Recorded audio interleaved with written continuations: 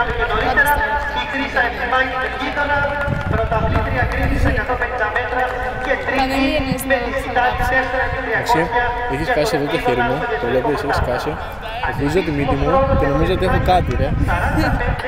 Και λέω, ωραία, πού είστε, έτσι, και μετά καταλαβαίνω πάλι την ίδια. Το ξεχνάω. Απονομή υπάρχει. Στην εμβολία Παμπέδων Αλφα. Έχω στεγνώσει στο χείλη. Την απονομή θα την κάνει ο κύριος Χριστός Ανδρουλιδάκη. Διαιτητής της θέσης και το χάλκινο μετάλλιο, ο Σάκης Ορέστης, γυμναστικός σύλλογος της Ελευθερίας Ρεζέρβης. Για τη δεύτερη θέση και το αργυρό μετάλλιο, Χριστουλάκη. Πώς με την Αναστασία. Αναστασία τι? Αξίζει να σας αναφέρουμε το Παγκρίτιο ρεκόρ στα 150 στα 300 μέτρα των Παγκορασίδων Α.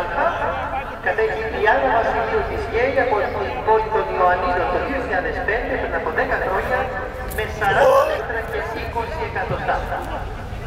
Για την πρώτη θέση και το μισό μετάλλιο στη σφαίρα Παμπέδων Α, Τενιαδάκης Εμμανουήλ.